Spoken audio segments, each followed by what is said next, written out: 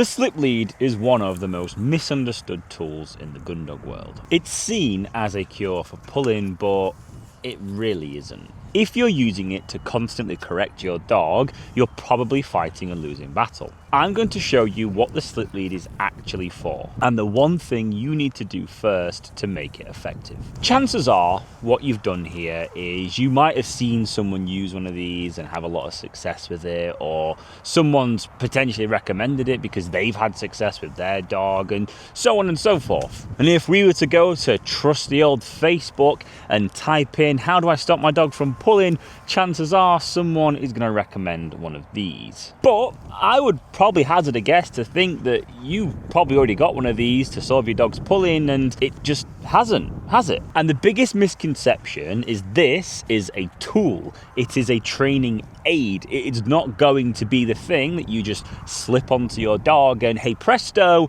you've got a dog that stopped pulling. It is just a piece of equipment. It's an inanimate object. This doesn't have any wizardry magical properties. It is genuinely just exactly what it says on the tin. It's just a slip lead. It's the training behind the tool that actually matters and what's going to really shift you and your dog's progress. This is the cycle that I see most pet gundog owners get trapped in most of the time. The dog pulls, the owner gives a sharp correction with the leash, the lead is tight all the time, so the dog just learns to pull against that pressure, and then the walk just becomes a constant battle of wills. The dog is choking, the owner's frustrated, and you most likely have an injured shoulder. If your slip lead is always tight, you're actually using it as a restraint. You're not actually able to actively communicate with your dog if you've got constant tension on the slip, and that is why it's failing. The secret isn't in the leash itself. It is actually in your dog's mindset. Before you can even expect your dog to walk on a lead,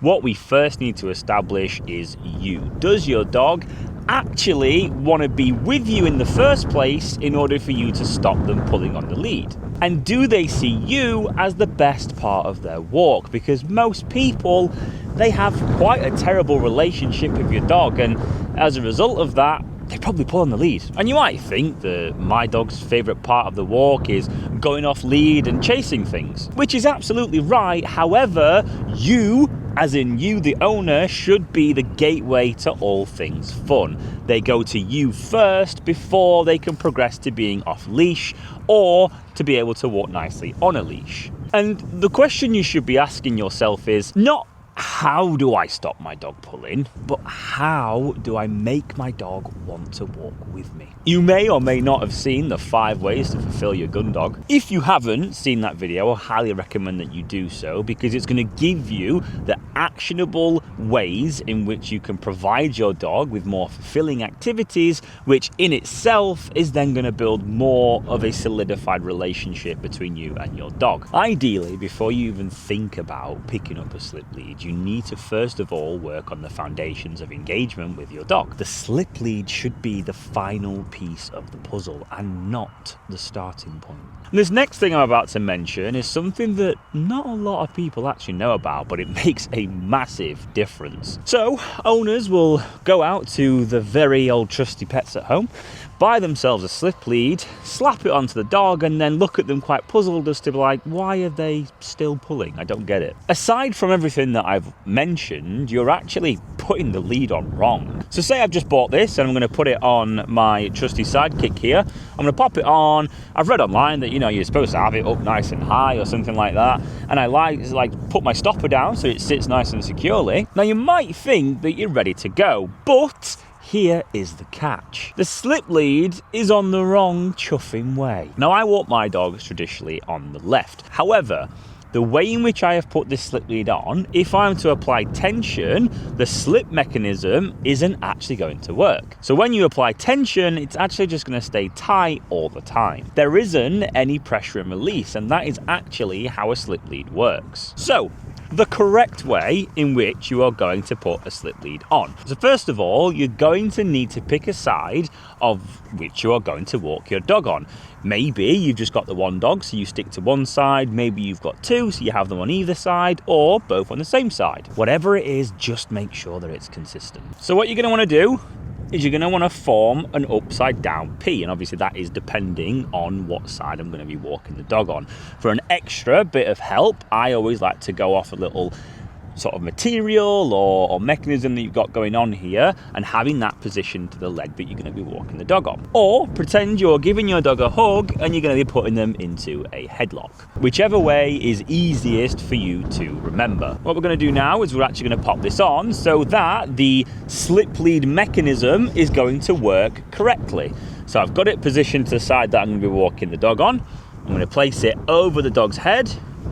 We're going to have it positioned up nice and high, and we're going to slide our stopper down. So now I can effectively utilize pressure and release and communicate to my dog. And you might be thinking, why the heck does it matter if it's on the right way or not? It has to be on the correct way, because when you are trying to communicate with your dog, you're not going to be able to do it effectively if it is on the incorrect way. Ideally, when you give a signal, you're going to want your dog to feel clear pressure. And the moment that they respond to that pressure, you're going to want to turn it off. And obviously, you're not going to be able to do that if the lead is on the incorrect way and pressure is always being applied. Now, you might have seen a lot of the flashy Instagram content, or potentially even other content creators here on YouTube, where they'll have the leash sat around the dog's neck like this, and they're flexing that the dog's walking lovely to heel and all that jazz, which there is a purpose for that,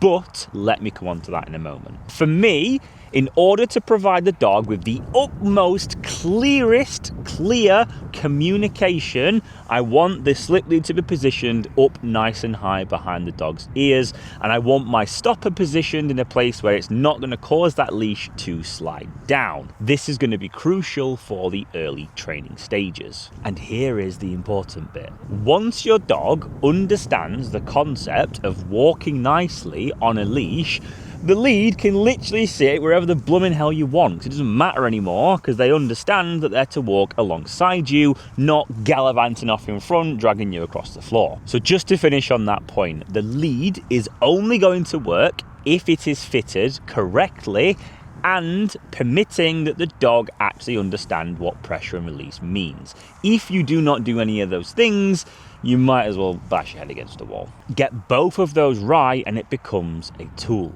Get either of them wrong and you're probably just going to be choking your dog and just going round and round and round in circles. So, to summarize, number 1, stop using your slip leads as constant restraints. Number 2, build an actual foundation of engagement, a relationship, so that your dog actually wants to be with you in the first place. To follow on from that, because I genuinely want to help as many people as physically possible with their gundog breeds, I've actually created a video on loose lead walking, which you could possibly see that as a little bit of a sequel to this video. And that's going to take the concepts of this video and translate it into how to actually teach your dog to loose lead walk. Now, go and watch the video and let's actually get your dog to stop pulling you down the street. Break.